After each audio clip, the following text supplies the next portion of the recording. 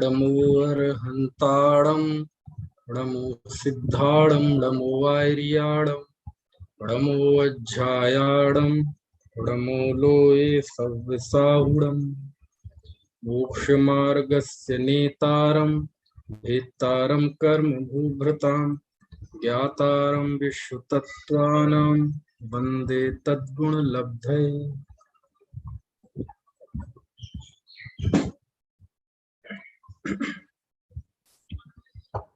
तत्वार्थ सूत्र 5वां अध्याय अजीब तत्व का निरूपण प्रारंभ हो चुका है और अजीब तत्व का निरूपण करते हुए हमने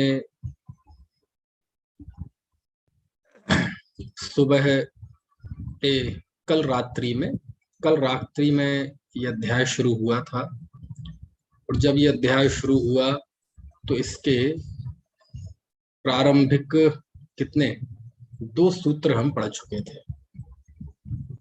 और 2 सूत्र अजीब काया धर्मा धर्माकाश उद्गला और द्रव्याणी, ये 2 सूत्र हमने पढ़े थे कि धर्म अधर्म आकाश काल ये अजीब और कायवान है। अजीब है, जीवत्व से रहित है, इनमें जीवन नहीं होता। और दूसरा ये काय है, काय यानी ये अनेक प्रदेशों का समूह है। ठीक है।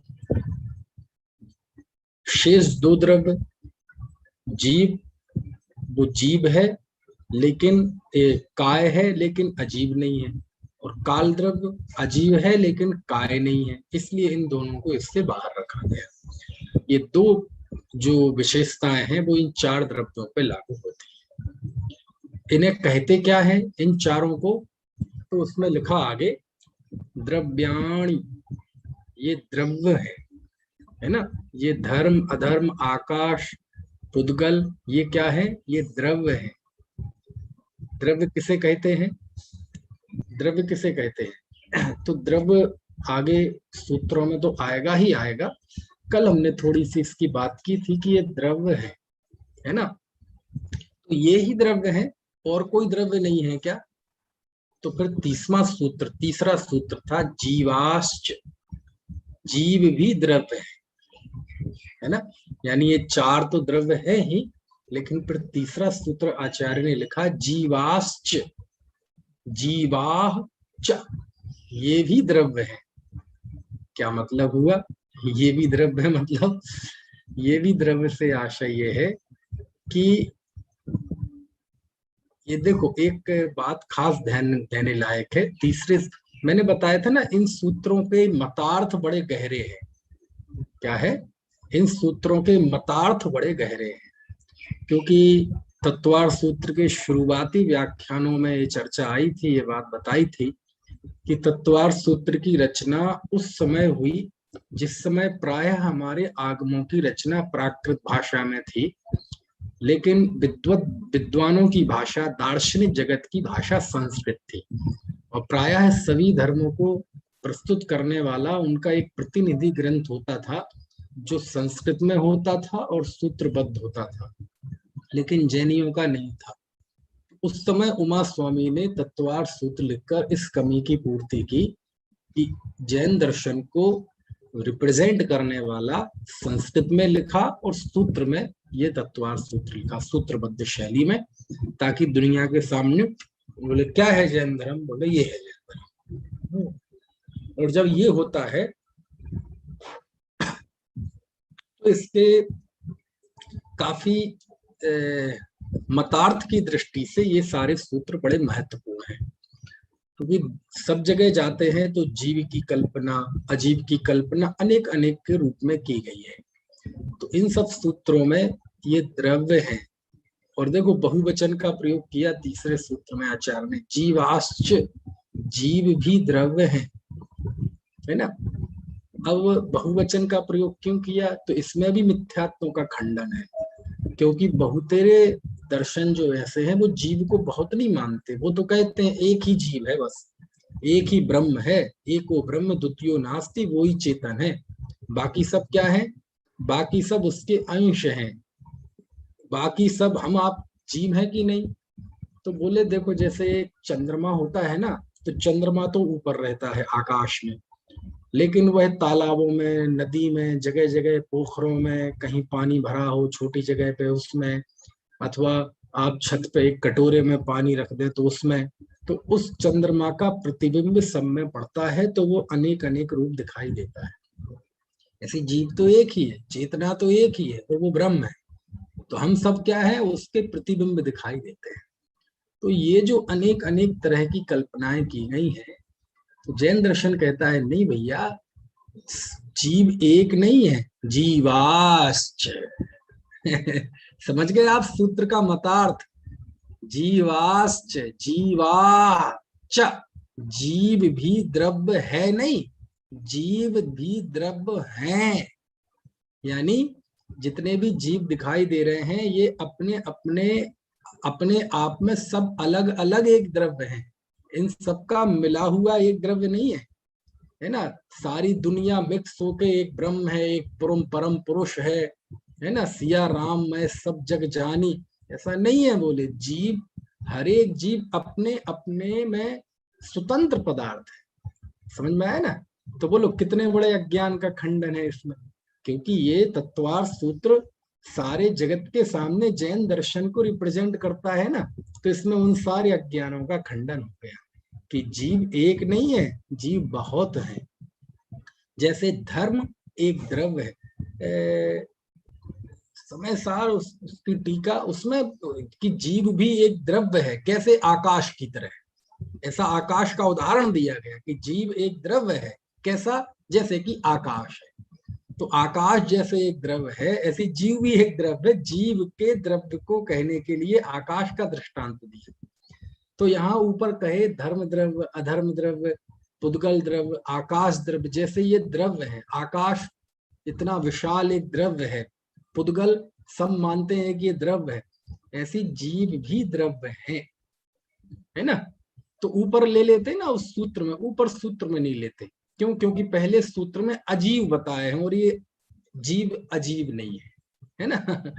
तो इसलिए इसको सूत्र में अलग से लिया। ये काय है, द्रव्य है, अजीब नहीं है ना। तो तीसरा सूत्र जीवाश्च, जीव भी द्रव्य हैं, यानी हम सब जीव हैं और प्रत्येक जीव अपने आप में एक द्रव्य है। समझ में आया ना? यानी लोक में जिसे कहते हैं ब्रह्म की ही सत्ता है, तो जैन धर्म कहता है हर एक जीव ब्रह्म है। तो बोले वो तो हम भी कहते हैं कि सभी जीव ब्रह्म का अंश है। बोले अंश अंश कुछ नहीं है, हम तो ये मानते प्रत्येक जीव ब्रह्म ही है।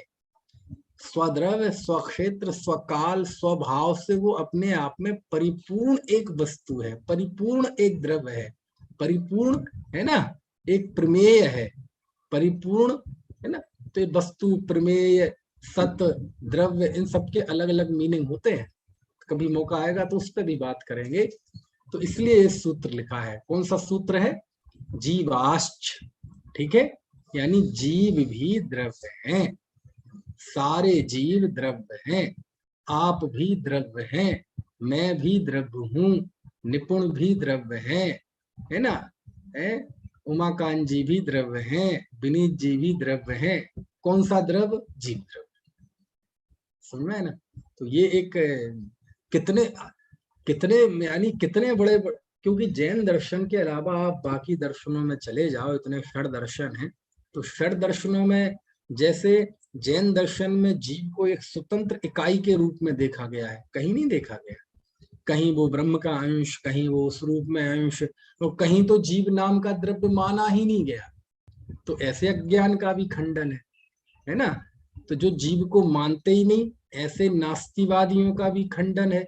जीव को मानते हैं लेकिन ब्रह्म से पृथक नहीं मानते, इनका भी खंडन है। ऐसे जितने जितने भी अज्ञान है, कौन है जो जीव को नहीं मानता? नहीं मानते ना। आप देखो चारवाक हैं, वो जीव को नहीं मानते, वो नहीं मानते जीव को, है ना। तो मानते तो हैं, बोले वैसा ही मानते हैं जैसे अजीव को मानते हैं। बोले ये शरीर है, यही जीव है। तो जीवत्व जो जिए, जिसमें ज्ञान दर्शन चेतना हो, आत्मा, उसकी कोई परिकल्पना नहीं है। वो कहते हैं जैसे पांच महाभूत, जैसे कोई चीजें मिलकर कोई वस्तु बनती है ना, रथ बनता है, तो ऐसे ही बोले ये पृथ्वी जल एक तेजमि आई, ये सब मिलके पंच तत्व मिलके ये जीव बनता है। तो ये सारे मिथ्यात्वों का खंडन आचार्य ने इसमें किया है। कौन से सूत्र में? तीसरे सूत्र में। अब मोटे तौर पर देखेंगे तो इसमें क्या है, जीवाश्च, जीव भी द्रव्य है। अब आपको लगेगा इसमें तो ऐसी कोई बड़ी बात आई नहीं है। अरे बड़ी बात है, मुझे देखो तो इसमें कितना कितना मेरी निगाह से इस छोटे से सूत्र में महा महा एकांत, अनंत एकांतों का, अनंत मिथ्यात्वों का खंडन है इसमें। कौन से सूत्र में? जीवाश्च, जीव भी द्रव्य हैं। तो पहला तो जो जीव का अस्तित्व नहीं मानते, ऐसे चार्वाक आदि का खंडन हो गया। और दूसरा मुख्य तौर पर बता दिए, वैसे तो बहुत है, कि जो लोग जीव को ब्रह्म से पृथक नहीं मानते उनका खंडन हो गया। समझ में आया ना? ऐसे, ठीक है। तो जीव भी द्रव्य है। चलिए फिर चौथा सूत्र पढ़ते हैं, नित्यावस्थितान्य रूपाणि। वाह, ये ऊपर कहे गए द्रव्य, अभी तक जिन द्रव्यों की बात आई, तो ये द्रव्य ये कैसे हैं? नित्य हैं, ठीक है, अवस्थित हैं और अरूपी है। क्या कहा? नित्य है, अवस्थित है और अरूपी है। आप सूत्र में देखो, नित्या, नित्या नहीं है, वो नित्य है और आ है। तो नित्य है, अवस्थित है और रूपाणी। रूपाणी, रूपाणी मतलब रूपाणी नहीं है, अरूपाणी। नित्यावस्थितानि अरूपाणी, ठीक है, वो सब अरूपी है। तो कहते ऐसे में तो फिर पुद्गल के भी अरूपी होने का प्रसंग आएगा। तो आचार्य फिर अगला सूत्र लिखते हैं, रूपिण पुद्गला।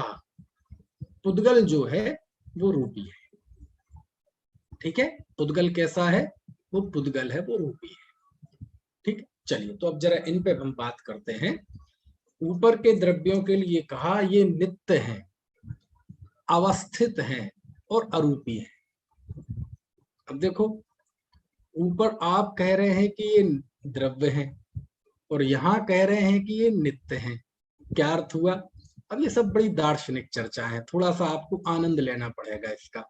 कल मैंने आपको एक होमवर्क दिया था और मुझे आशा ही नहीं, पूरी उम्मीद है कि आपने वो नहीं किया होगा। किसी ने किया है? मैंने किया है, मैंने पढ़ा है। अच्छा, पढ़ा है। कितनी गाथाएं पढ़ी हैं आपने? 12 सूत्र पढ़े हैं पंचास्तिकाय संग्रह के। हाँ जी, पंचास्तिकाय संग्रह के 12 सूत्र पढ़े। चलो बहुत अच्छा। अच्छा सरला जी, आपने भी पढ़े हैं? 12 पढ़े, 12 पढ़े। 12 पढ़े। और कौन है बताइए? ये जी कल की वीडियो नहीं भेजी आपने, रात की मेरी निकल गई, मुझे कहीं जाना था, मैं इसलिए आज सुबह भेज देखती। दूंगा। मैंने पढ़े। हाँ, किन्होंने? सुनील कांत जी कह रहे हैं मैंने पढ़े हैं। जी। अच्छा अच्छा, चलो बहुत खुशी की बात है। मंगलेश जी हाथ खड़ा कर रही हैं, कुछ प्रश्न पूछ रही हैं या बता रही हैं कि मैंने भी पढ़े हैं?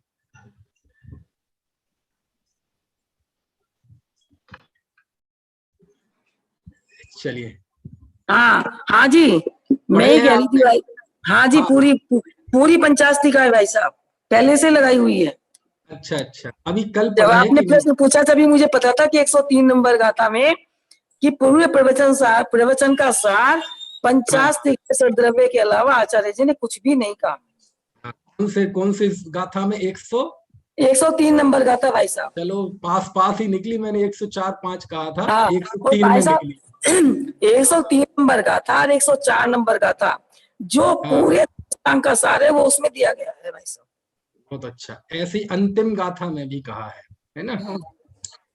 दरअसल क्या है आपको बताएं, हम ग्रंथों को पढ़ सुन के मतलब ऐसा लगता है जैसे माने हमने कहा पंचास्तिका है तो हमें याद आता है वो ग्रंथ जो छपा हुआ। हमने कहा प्रवचन सार तो हमें ये ऐसा मोटा ग्रंथ स्मरण में आता है। समझ में आया ना? हमने कहा समय सार तो हमें ऐसा ये मोटा ग्रंथ स्मरण में आता है। ऐसा नहीं है। जबकि जब हम कहें पंचास्तिका है तो पंचास्तिका मतलब मुश्किल से 8-10 पन्ने। जब हम कहें तत्वार्थ सूत्र तो मुश्किल से 8-10 पृष्ठ। जब हम कहें समय सार तो मुश्किल से 15-20 पृष्ठ। जब हम कहें प्रवचन सार तो वही 15 पृष्ठ लगभग। क्या मतलब हुआ, क्या कहना चाहते हो? मैं ये कहना चाहता हूँ कि जो इतने मोटे ग्रंथ तैयार हो जाते हैं, ये इसलिए कैसे हो जाते हैं? पहले तो इस ग्रंथ में भूमि, जैसे हमारे सामने ये समझ लो, ये सर्वार्थ सिद्धि मेरे पास है, इतना मोटा ग्रंथ है। तो इस सर्वार्थ सिद्धि ग्रंथ में अब आप देखेंगे कि पहले लगभग 105 पेज, 105, 110 पेज तो ऐसे हैं कि अभी सर्वार्थ सिद्धि शुरू ही नहीं हुई। समझ में आए ना? अभी इसमें ये प्राकथन, भूमिका, प्रकाश के ये सब होता है। और प्रत्येक ग्रंथ में जो भूमिका होती है, प्राकथन होती है, जो संपादक लिखता है वो जबरदस्त होती है, वो पढ़ना चाहिए। लेकिन अभी मैं दूसरी बात कह रहा हूं। अब इतने बड़े ग्रंथ में 110 पेज तो ये निकल गए। इसके बाद पीछे परिशिष्ट होता है, और इसमें ही देख लें तो हम परिशिष्ट लगभग 100 पेज परिशिष्ट में चले गए। 100 पेज तो नहीं है ना, लगभग 50 पेज परिशिष्ट में चले गए, तो 150 पेज चले गए सुभाष जी। अब इसमें से 150 पेज कम कर दीजिए। इसके बाद पेज देखो आप, तो मूल जो ऊपर पूज्यपाद स्वामी की संस्कृत की तो 5-7 लाइनें हैं, और हर पेज पे नीचे फिर इसका हिंदी अर्थ है और विशेषार्थ है। तो अब जो पेज बचे, उन पेजों में भी आधे से ज्यादा ट्रांसलेशन है। तो यदि केवल सर्वार्थ सिद्धि देखेंगे तो 50, 60, 70, 80, 100 पृष्ठों में आ जाएगी और कम में ही आ जाएगी। लेकिन इतना ग्रंथ, ऐसे ही आप समय सार देखेंगे तो उसमें गाथा तो 415 है, बाकी फिर टीका है, टीका का अर्थ है, फिर भूमिका है, फिर इसलिए इतने बड़े बड़े ग्रंथ तैयार हो जाते हैं और उनकी अपनी उपयोगिता है। लेकिन एक पढ़ने की ये भी शैली होती है, जैसे हम मेरी भावना का पाठ करते हैं, उसमें 15-18 कितने छंद हैं, 4-4 लाइन के, उतने उसको पढ़ने में जितना टाइम लगेगा उतना में आप पंचास्तिकाएं पढ़ सकते हैं, उतने में आप भाव पाहुड़ पढ़ सकते हैं। कैसे? गाथा गाथा पढ़े। तो सब तरह की पढ़ने की शैलियां होती हैं कि गाथा गाथा पढ़ के भी, जैसे एक बार आपने पूरा ग्रंथ पढ़ लिया टीका सहित, बड़ा आनंद आया, अब आप टीका को कुछ देर के लिए गौण करके केवल गाथाओं को फोकस करें, तो गाथा गाथा पढ़ें, गाथा गाथा पढ़ें, है ना। प्राकृत पढ़ें, प्राकृत समझ में नहीं आ रही हिंदी पढ़ें, तो ऐसे पाठ करें तो आप पता चले आधे घंटे से कम में आपने पंचास्तिकाय पढ़ लिया पूरा। अब किसी को कहें कि कहाँ से आ रहे, बोले अभी अभी मैं पंचास्तिकाय ग्रंथ को आद्योपांत पढ़ के आ रहा हूँ, तो कोई सुनेगा पगला गया, है ना, हमें तो झूठ बोल रहा है आधे घंटे में। अब हमने क्या मान रखा है, पंचास्तिकाय मतलब ये पूरा ग्रंथ, तो उसकी अपनी उपयोगिता है, वो भी पढ़ सकते हैं नित्य स्वाध्याय में, लेकिन पाठ के रूप में आप ऐसे कर सकते हैं, है ना। 1 घंटे में पूरा समय सार पढ़ लिया। मैं इस शैली में पढ़ता हूँ बहुत बार, और यही कारण है कि कई कई ग्रंथ हमें खुद नहीं पता हमने कितने बार पढ़ लिए, क्योंकि मजा ऐसे पढ़ते जाते हैं। तो जैसे हम 12 भावना पढ़ते हैं, मेरी भावना पढ़ते हैं, ऐसे पढ़ते जाते हैं और मजा आता जाता रहे। और जब ये पंचास्तिकाय की गाथा आप पढ़ेंगे तो, है ना, मतलब कुंद देव की गाथाएं बहुत सरल गाथाएं मानी जाती हैं, बहुत सरल प्राकृत है उनकी, है ना। खैर, तो ये सब मैंने इसलिए कहा कि केवल ये जानने के लिए, इस परिप्रेक्ष्य में कि कितने लोग पढ़ के आए, और काफी लोगों ने होमवर्क किया, ये खुशी की बात है। यदि 3-4 लोगों ने भी किया है तो ये खुशी की बात है ना। सुनील कांत जी, आपने पढ़ा कि नहीं? पढ़ा जी। चलो, बहुत खुशी की बात है ना। चलो, तो ऐसा ही होता है, जैसे हम यहाँ ऑफलाइन जाते हैं, अभी मेरठ में, वहां भी बोलते हैं तो कल पूछते हैं तो कोई 2-3 लोग ही पढ़ते हैं। तो मैं ये कह रहा था कि आपने पंचास्तिकाय में आपका ध्यान गया होगा कि जैसे आप पंचास्तिकाय की कल एक गाथा मैंने आपको सुनाई थी, कैसे ये द्रव्य आपस में रहते हैं, अन्नोन्नम पविसंता दिनता ओगास मण्ड मण्डस्य मेलंता वियणिच्चम सगम सहावमणा बिजहंती। तो ये गाथा पढ़ी होगी तो आपको थोड़ा मजा आया होगा कि देखो कल मैंने इसका अर्थ बताया था, और कितनी बढ़िया आचार्य कुंद देव ने, कुंद देव के वचन ऐसे होते जैसे बिल्कुल कोर्ट का फैसला। एक सूत्र आप यहां से वहां नहीं कर सकते, है ना।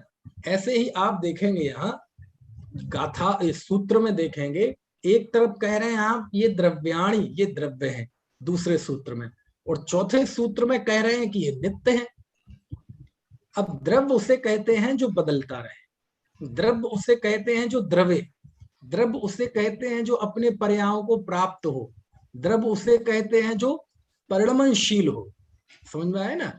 चलो पंचास्तिकाय में देख लो, आपने गाथा पढ़ी होगी, है ना। दव यदि गच्छति तायम तायम शब्द भाव पज्जायम जम दवियम तम भंडनते अनन्य भूदम तुम सत्तादो। पढ़ी कि नहीं है गाथा, नौवीं गाथा। तो नौवीं गाथा में क्या कहा, कितनी बढ़िया गाथा है कि उन सभी पर्यायों को जो प्राप्त होता है, द्रवित होता है, उसे द्रव्य कहते हैं, और वह द्रव्य सत्ता से अनन्य भूत है ना। कहो तो आपको शेयर करूंगा था, देखो मैं आपको वो गाथा शेयर करता हूं। पंचास्तिकाय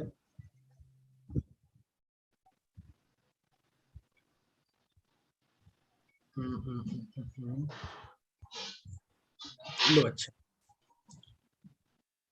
नौवीं गाथा है, लो करता हूं शेयर आपको। अब कितनी जबरदस्त गाथा है, कितनी जबरदस्त गाथा है। और ये ऐसी एक गाथा नहीं है, कई गाथाएं हैं पंचास्तिकाय में। देखो ये नौवीं गाथा है, इसने कहा ना ये द्रव्य है, और अभी ये सारी चर्चा बहुत विस्तार से मैं करूंगा जब सूत्र आएंगे। सद्रव्य लक्षणम उत्पाद अव्यय धौब्रयुक्तम सद्गुण पर्याय द्रव्यम, वो तो बहुत अलौकिक चर्चा है। यहाँ भी कहा कि वो द्रव्य भी है। हे आचार्य देव, एक प्रश्न है कि वो द्रव्य भी कह रहे हैं आप उन्हें, और आप उन्हें नित्य भी कह रहे हैं। द्रव्य वो कहलाते हैं जो बहें, जो परिणमन करें, है ना, जो अपने पर्यायों को प्राप्त हो, और पर्याय तो क्षणभंगुर है, और आप उन्हीं को कह रहे हैं कि ये नित्य भी है। हे आचार्य देव, इस प्रश्न का समाधान कर दीजिए। देखो आपके गुरु यानी कुंद देव लिख रहे हैं, दवियदि गच्छति, गाथा देख लो आप, तो शेयर कर दी हमने।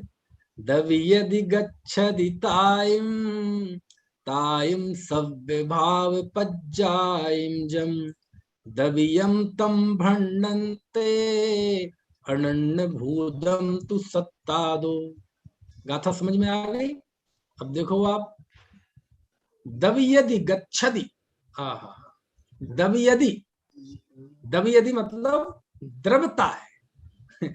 दवियदि मतलब जैसे कहते हैं ना, गच्छति जाता है, पठति पढ़ता है, तो द्रव्यति क्या होता है, द्रव्यति।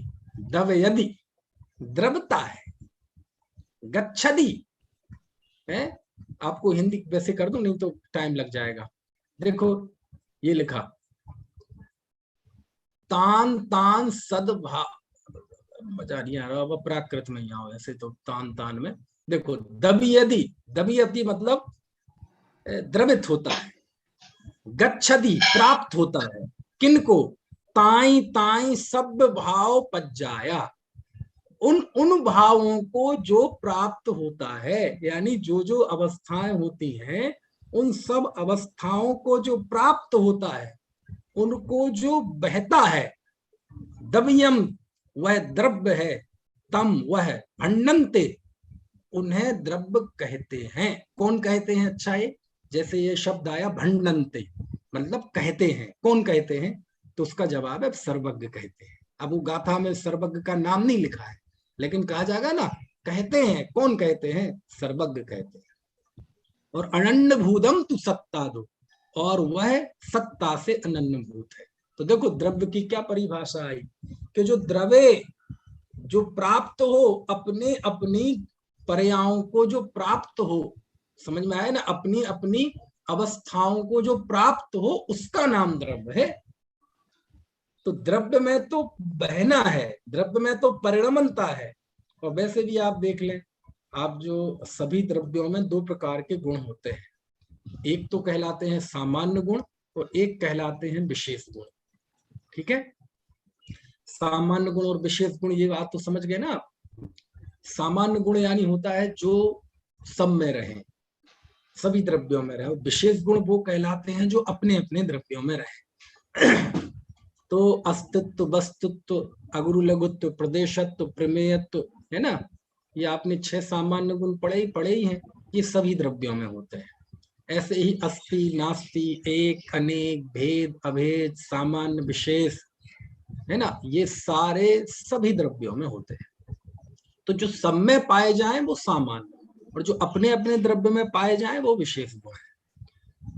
तो द्रव्यत्व नाम का एक गुण है 6 द्रव्यों में, अस्तित्व, वस्तुत्व, द्रव्यत्व, अगुरुलघुत्व, प्रमेयत्व और प्रदेशत्व। ये 6 सामान्य गुण हैं, आपने पाठमालाओं में भी पढ़े हैं, प्रवेशिकाओं में भी पढ़े हैं। इसमें द्रव्यत्व नाम का गुण है। तो द्रव्यत्व गुण किसे कहते हैं? द्रव्यत्व, त्वा प्रत्यय, द्रव्यपना। क्या है द्रव्यपना? जिसे वस्तु को हम जब द्रव्य कहते हैं तो द्रव्य क्यों कहते हैं, उसको कहेंगे द्रव्यपना। द्रव्यत्व, द्रव्य का द्रव्य होने का कारण, वस्तु द्रव्य का द्रव्य होने का भाव। देखो सबके अलग अलग मीनिंग है। एक ही वस्तु को हम द्रव्य कहते हैं, एक ही वस्तु को पदार्थ कहते हैं, एक ही वस्तु को वस्तु कहते हैं, एक ही वस्तु को प्रमेय कहते हैं, लेकिन सबके मीनिंग अलग अलग है। जब हम किसी को पदार्थ कहते हैं तो उसका अर्थ होता है जो पद के द्वारा भाषित हो, उसे पदार्थ कहते हैं। जब कहते हैं किसी को प्रमेय, तो उसी पदार्थ को, उसी वस्तु को प्रमेय कहते हैं ज्ञान की अपेक्षा। जो प्रमाण का विषय हो उसे प्रमेय कहते हैं। उसी को हम कहते हैं वस्तु। तो क्यों कहते हैं? क्योंकि इस संसार में जितनी भी वस्तु द्रव्य हैं, दुनिया में चीजें हैं, उन सभी सत्ताओं में ये सत्ता, ये चीज अपनी एक खास जगह इसकी है, जिसे हम प्रयोजनभूत क्रिया कहते हैं। तो उस प्रयोजनभूत क्रिया यानी जीव का जानना, देखना, पुद्गल का स्पर्श, रस, गंध, वर्ण, तो उसको कहते हैं वस्तु। यानी इस संसार में उस वस्तु का, उस पदार्थ का अपना एक खास महत्व है, वो अपना एक कार्य है और वो करता है, इसलिए उसे वस्तु कहते हैं। क्या कहते हैं? वस्तु। आप अंग्रेजी में ना कहते हैं आई एम समथिंग, अरे मैं भी कोई चीज हूं, है ना। चीज चूंकि हिंदी नहीं है, उसको हम ऐसे कहते मैं भी एक वस्तु हूं। तो आप वस्तु का मतलब क्या होता है कि सारी दुनिया में मेरा भी अपना एक अस्तित्व है, एक पृथक अस्तित्व है, मैं भी अपना कुछ काम करता हूं। तो वस्तुत्व गुण की परिभाषा देखो, आप क्या पढ़ते हैं? जिस शक्ति के कारण द्रव्य अपनी प्रयोजनभूत क्रिया करता है। प्रयोजनभूत क्रिया यानी उसकी एक अपनी एक ऐसी क्रिया होती है कि जिससे उसका अस्तित्व बना रहता है, जो सभी द्रव्यों से भिन्न होती है ना। तो वस्तु कहते ही उसका एक खास अर्थ होता है। ऐसे जब हम उसे कहते हैं द्रव्य, तो द्रव्य का अर्थ क्या होता है? तो आचार्य कहते हैं कि उसका जो परिणमन है ना, उसमें जो बदलाव होता है ना, बदलने की क्वालिटी का नाम द्रव्य है। जिस शक्ति के कारण द्रव्य की अवस्थाएं नित्य ही बदलती रहें, उसे द्रव्य कहते हैं। तो क्या अर्थ हुआ? यदि संक्षिप्त में सरल शब्दों में कहें, बदलने की क्वालिटी का नाम द्रव्य है। क्या कहा? समझ में आया निपुण जी? क्या कहा? बदलने की क्वालिटी का नाम द्रव्य है। अब सुनना बहुत मजेदार बात। हमने कहा थोड़ा उपयोग को सूक्ष्म करना, बड़ा मजा आएगा।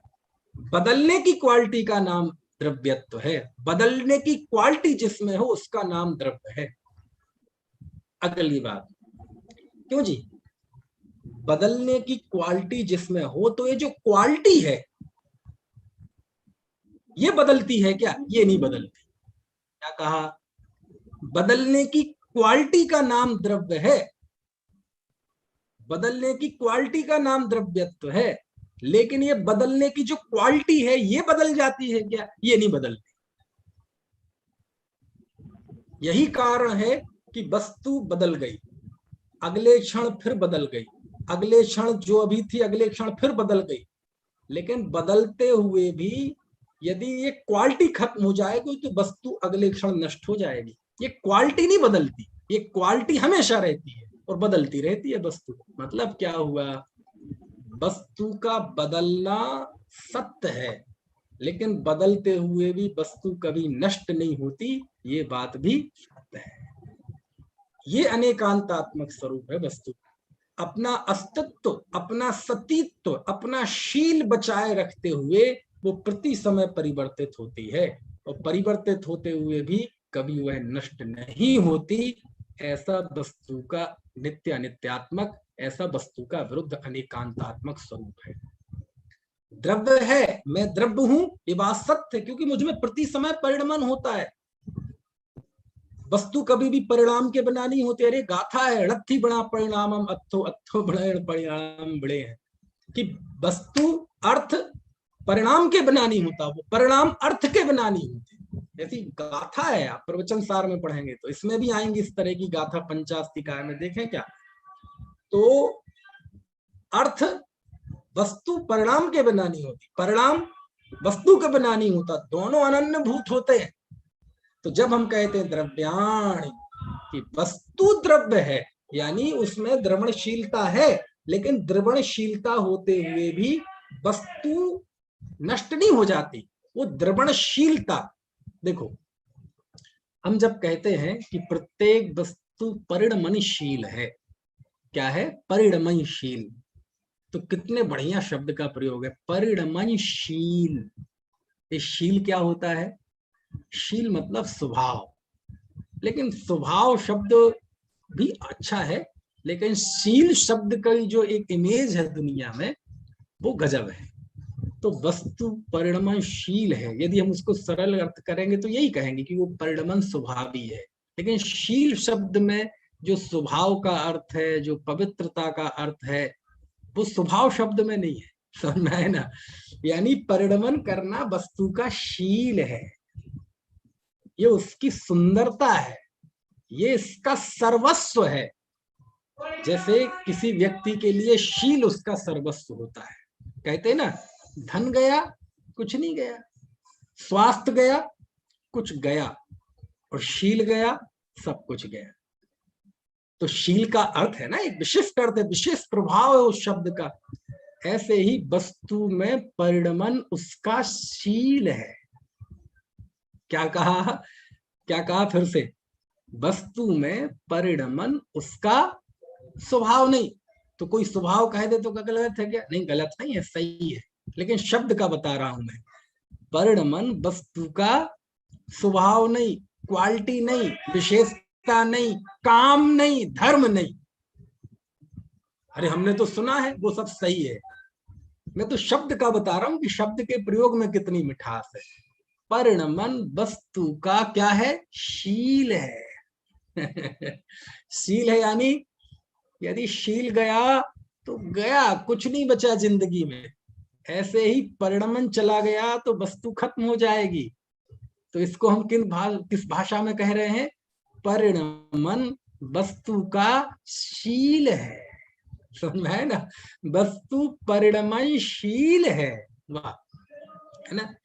तो द्रव्य शब्द का जब इस्तेमाल होता है, उसमें परिणमन की ओर से वस्तु का कथन होता है कि द्रव्य किसे कहते हैं? जो बहे, जो अपनी पर्यायों को प्राप्त करे, उसका नाम द्रव्य है। अब स्वाभाविक है, पर्याय पर बदलती हुई होती है, तो उसको जो प्राप्त करे उसका नाम द्रव्य है। और हे आचार्य देव, आप चौथे सूत्र में कह रहे हैं कि ये नित्य है, तो नित्य है कि परिणमनशील है? तो कहते परिणमनशील होते हुए भी नित्य है। समझ में आया ना? तो नित्य है ना, तो परिणमन तो नहीं करती, क्योंकि जो वस्तु हमेशा रहेगी वो परिणमन कैसे करेगी? तो कहेंगे नित्य होते हुए भी प्रति समय परिणमनशील है। परिणमन भले ही एक क्षण का हो, लेकिन परिणमनशील ये उसकी नित्यता है। अनित्यता भी नित्य है, बदलना भी नहीं बदलने वाला शील है। समझ में आया ना? ऐसा दोनों का नित्यात्मक स्वरूप है। अब चार सूत्रों के बीच में ही ट्विस्ट आ गया। एक तरफ कह रहे हैं वो द्रव्य है, और चौथे सूत्र में कह रहे हैं वो नित्य है। एक सूत्र में उसकी परिणमनशीलता अपेक्षित है, और दूसरे सूत्र में परिणमनशीलते होते हुए भी उस वस्तु का कभी नाश नहीं होता, हमेशा रहती है, ये अपेक्षित है। अब ये अनेकांतात्मक स्वरूप है ना? और ये सब होता है। देखो आप, एक बीज है, बीज चने का या गेहूं का, कोई भी बीज हो, आपने चने का बीज जमीन में डाला, ठीक है, बीज हवा पानी मिट्टी वो जो उसके लिए वातावरण चाहिए, उसमें से एक अंकुर फूटा। ये क्या हुआ, उसमें बदलाव, बदलाव हुआ कि नहीं, परिणमन हुआ कि नहीं, क्योंकि वस्तु परिणमनशील है, तो उसमें एक बदलाव हुआ। क्या बदलाव हुआ, वो चना अंदर में जाएगा, हवा पानी को प्राप्त करके उसमें कुछ क्रिया होगी, उसमें अंकुर फूटेगा, अंकुर में से फिर छोटा सा तना निकलेगा। ये क्या हुआ, बदलाव, ये परिणमन, ये परिवर्तन। और इसमें के बाद क्या हुआ, वो छोटा सा पौधा बन गया। ये क्या हुआ, बदलाव। अच्छा, बीज कहाँ गया, बीज कहाँ गया, बीज कहाँ गया, पेड़ तो पेड़ खत्म हो पौधों में गया, समाहित हो गया, खत्म हो गया, वो पेड़ पौधों में समाहित हो समाहित गया। हो गया। समझ में आया ना। अच्छा, इसके बाद वो पौधा झाड़ बन गया, उसमें शाखाएं प्रशाखाएं बड़ी बड़ी निकली। उसके बाद कुछ समय बाद वो फल देने के बाद एक बार सूख गया, लकड़हारा लकड़ी काट गया, उसने जला लिया, अंगारे बन गए, जल के राख बन गया, मिट्टी में मिल गया। समझ में आया ना, कितना परिवर्तन हो गया।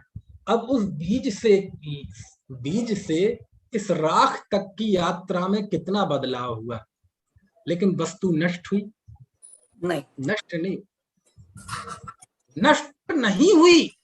तो कहते तो है, अरे यार तुमने सत्यानाश कर दिया। कहाँ हुआ सत्ता से नाश, सत्ता कभी नाश नहीं होता है, सत्ता का कभी, वस्तु के अस्तित्व का कभी नाश नहीं होता, आपको पता है।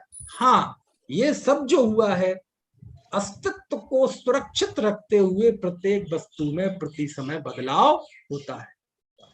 तो बदलाव होता है, लेकिन उसका नाश कभी नहीं होता। जब हमने कहा नाश नहीं होता उसी वस्तु, एक ही वस्तु का, तो ये हो गया नित्य, और वह प्रत्येक समय बदलती रहती है, ये उसका हो गया द्रव्यपना। है एक ही वस्तु, एक ही वस्तु को यहाँ नित्य भी कह रहे हैं, परिणमनशीलता की वजह से उसे द्रव्य कहते हैं। और मैंने बताया ना, शब्दों का प्रयोग है ना, अपनी प्रयोजन भूत क्रिया होने की दृष्टि से उसे वस्तु कहते हैं, ज्ञान का गेय होने की दृष्टि से उसे गेय कहते हैं, प्रमाण का विषय होने की दृष्टि से प्रमेय कहते हैं, पद के द्वारा बताया जाता है इसलिए उसे ही पदार्थ कहते हैं। देखो, सब शब्दों के प्रयोग हैं, एक ही आचार्य है, उन्हीं का नाम कुंदकुंदाचार्य, उनका नाम पद्मनंदी, उन्हीं का नाम एलाचार्य, उन्हीं का नाम वक्रग्रीवाचार्य, उन्हीं का नाम गृध्रपृच्छाचार्य। एक ही जीव है, उसका नाम है वरदान वीर अतिवीर हनुमति महा। भले ही एक ही शब्द, लेकिन अर्थ अलग अलग है। भले ही एक ही के पांचों वाचक हैं, गृध्रपृच्छाचार्य एलाचार्य, लेकिन पांचों के अर्थ अलग अलग हैं। ऐसे ही एक के लिए ही इन शब्दों का प्रयोग होता है, लेकिन सबके अर्थ अलग अलग है। समझ में आती है बात की नहीं, है ना। इस तरह से ये अभी किस गुत्थी पे बात की हमने, कि आप इन्हें नित्य क्यों कह रहे हैं। जब वो द्रव्य है तो द्रव्य नित्य तो होते नहीं, द्रव्य के लिए तो हम कहते जो द्रवणशील हो उसका नाम द्रव्य है। तो आचार्य कहते द्रव्य है, लेकिन द्रव्य होते हुए भी वो नित्य है। समझ में आया ना। आप देखो, हम बचपन में जब सब पैदा हुए कितने से थे, छोटे से, ज्यादा तो नहीं हो गया, थोड़ा दूसरा हाथ कर लें, छोटे से थे। समझ में आया ना। आज इतने बड़े हो गए कि नहीं। आपके घर में कोई आपकी फोटो होगी जब आप 5-6 महीने के होंगे, गोद में खेलते होंगे, और वो फोटो दिखाई जाए, बोले भाई साहब आपको एक फोटो दिखाते हैं, आप पहचानना ये कौन है। और आपकी हमने फोटो दिखाई 6 महीने की, बोले बताओ कौन है। अब 6 महीने में तो आप किसी दूसरे ही ग्रह के प्राणी से लगते थे। समझ में आया ना, आप कैसे पहचाने कोई। तो फिर भी अंदाज से कह दिया कि भैया ये तो आप ही हो। बोले अरे आपको कैसे, आपने कैसे पहचाना। कैसे भी पहचाना, तुक्का मारा है ना। और हो सकता है वो आपकी फोटो है। तो बोले हाँ जी ये मेरी फोटो है। अच्छा आपकी फोटो, और फोटो नहीं, आप ये कहेंगे हाँ ये मैं ही हूँ, ऐसा बोलते कि नहीं कि ये मैं ही हूँ। अच्छा आप ही है। अच्छा ये बात सही है कि नहीं, झूठी है कि सही है, आप हैं कि नहीं वो, हाँ आप ही है, कोई दूसरा थोड़ी है। तो ऐसा करें आप ही है। तो आपके पिताजी ने याद के तौर पे, यादगार के तौर पे उस समय की आपकी कोई ड्रेस रखी होंगी, है ना, रख लेते ना यादगार के तौर पे। उस समय की कोई ड्रेस रखी होंगी या आपके पहनने की कोई वो कुछ होगा, वो बुंदेलखंड में वो हाय पहना देते हैं, है ना। तो वो निकाल के दी जाए कि आप ये जरा ट्राई करके बताना, हम देखना चाहते इस ड्रेस में आप कैसे लगेंगे। बोले कैसी मजाक कर रहे, अब नहीं पहन पाएंगे। वो क्यों, अरे वो थोड़ी हूं मैं, अजीब आदमी हूँ। अभी कह रहे थे वो ही मैं हूँ और अब कह रहे वो मैं नहीं हूँ, क्या मतलब हुआ। पंडित जी आप समझते नहीं है, आप दिमाग से थोड़े कमजोर लगते हैं। हाँ जी कमजोर हूं तो आप कर दो जरा प्रबुद्ध। बोले ये बात सही है कि मैं वो ही हूं, लेकिन मैं वो नहीं हूं वो। अब बताओ प्रबुद्ध कौन है। बह की बात है, कौन कह रहा। अब बताओ दुनिया को आप कह सकते, दुनिया में आप जाएंगे तो ये मैं वो ही हूं और वो ही नहीं हूं। अब बोलो ये दो बिल्कुल उल्टी बातें हैं ना, बिल्कुल उल्टी बातें, बिल्कुल उल्टी बातें। मैं वो ही हूं और वो ही नहीं हूं, लेकिन बोलो दोनों बातें बिल्कुल एक साथ सही है कि नहीं। हाँ मैं वो ही हूं, तो फिर पहन लो ना ये कपड़े। तो कहते नहीं वो मैं नहीं हूं। अरे मैं वो ही हूँ, मेरा नाम वो ही है, मेरी बल्दियत वो ही है, मेरा खून वो ही है, डीएनए वो ही है, दृष्टि से मैं वो ही हूँ। लेकिन वो ही होते हुए भी मैं पूरी तरह बदल चुका हूँ, पूरी जगह बदल चुका हूँ। मतलब उस समय क्या दशा थी, उस समय आहार विहार निहार सब कहाँ होता था, कहाँ होता था, बिस्तर पे होता था। अब नहीं होता है। पहले हाथ पांव में ताकत नहीं थी, अब बहुत ताकत है। पहले बुद्धि नहीं थी। यानी अब जो परिवर्तन हो गया वो सब पता है, इसलिए उसकी क्या व्याख्या करें। इसका मतलब उस समय और हम आज में जमीन आसमान का फर्क है। लेकिन इतना फर्क नहीं है कि उस समय में जो था वो नष्ट हो गया और आज मैं कोई नया जीव हूं। नहीं, नया जीव नहीं, जीव तो वही हूं। तो बदलना भी सत्य और नहीं बदलना भी सत्य। उस परिणमन की अपेक्षा मैं द्रव्य हूं और ये क्वालिटी मेरी कभी खत्म नहीं होगी, इस अपेक्षा से मैं नित्य हूं। समझ में है ना। ये दोनों बातें सूत्रों में आती हैं कि मैं वही हूं जो जब माँ के गर्भ में आया था। पैदा की बात नहीं, जब माँ के गर्भ में भी था मैं वही हूं, लेकिन वो नहीं हूं। क्यों? क्योंकि अब अवस्था बहुत बदल चुकी है। ज्यो ज्यो शरीर बढ़ा, उम्र बढ़ी, शक्ति बढ़ी, अब अवस्था बहुत बदल चुकी, अब दुनिया बहुत आगे चली गई है मेरी। समझ में आया ना। तो बदलते हुए भी नहीं बदलना और नहीं बदलते हुए भी प्रति समय बदलना, ऐसा वस्तु का अनेकांतात्मक धर्म है। और ये वस्तु का अनेकांतात्मक धर्म केवल और केवल इस आर्हद दर्शन में स्वीकृत है। अन्यथा कोई जाए तो केवल नित्य को मानता है, कहीं जाते हैं तो केवल अनित्य को मानते हैं। कोई नित्य को लेके बैठा है, कोई अनित्य को लेके बैठा है, कोई परिणमन को लेके बैठा है, कोई अपरिणामी को लेके बैठा है। ये तो आर्हत दर्शन है। सर्वज्ञ ने ऐसा जाना कि वस्तु कभी नष्ट नहीं होती, लेकिन नष्ट होते हुए भी बदलती तो दिखाई देती है। तो कहते बदलती दिखाई देती है, बदलना भी उसका शील है, परिवर्तन भी उसका शील है, लेकिन उसकी परिणमनशीलता परिणमनशील नहीं है, उसकी परिणमनशीलता अपरिणमनशील है, वो स्थायी है। ऐसे वस्तु का अनेकांतात्मक स्वरूप है। ये ही अब इस सूत्रों में, इस आगे के पूरे अध्याय में चर्चा आने वाली है। अभी कोई आपका प्रश्न हो तो पूछ सकते हैं, नहीं तो बाकी की चर्चा कल सुबह करेंगे। ठीक है, क्योंकि अब शनिवार रविवार यानी सैटरडे संडे नहीं होगा रात्रि में, सुबह सुबह होगा, फिर सोमवार को दोनों टाइम होगा। ठीक है, चलिए किसी को कोई प्रश्न हो तो पूछ लीजिए, बाकी की बात अभी तो नित्य शब्द आया, फिर अभी शाम कल अवस्थित शब्द पे बात करेंगे। हाँ बताइए। बहुप्रदेशी यानी क्या होता है? बहुप्रदेशी यानी अधिक प्रदेशों वाला, है ना। बहुप्रदेशी यानी बहुत प्रदेशों वाला। तो जैसे प्रत्येक द्रव्य का अपना रहने का एक क्षेत्र होता है, उसे ही प्रदेश कहते हैं। तो हमारे यहाँ एक की संख्या तो मानी नहीं गई, संख्या मानी गई है 2 से। तो 2 से लेकर अनंत प्रदेश तक की संख्या को बोलते हैं बहुप्रदेश। और काल द्रव्य को छोड़कर सभी बहुप्रदेशीय द्रव्य हैं।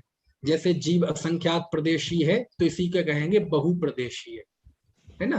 धर्म द्रव्य, अधर्म द्रव्य, आकाश द्रव्य, ये सब बहुत प्रदेश वाले हैं, तो इन्हीं को कहते हैं बहुप्रदेशीय।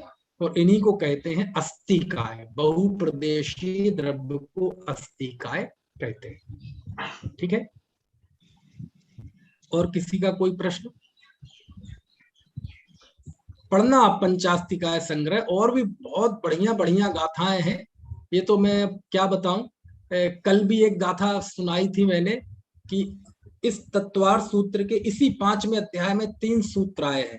सद्द्रव्य लक्षणम, उत्पाद व्यय द्रव्य युक्तम सत और गुण पर्याय द्रव्यम। ये तीनों सूत्र कुंद कुंद देव की एक गाथा में है, और वो गाथा भी इसी पंचास्तिकाय की गाथा है और 10वें नंबर की गाथा है। समझ में आया ना? तो आप पढ़ना, बहुत अच्छा है। आपने लोगों ने पढ़ी थी, उनका ध्यान गया होगा इस 10वें नंबर की गाथा पे, कल मैंने सुनाई थी, है गया था?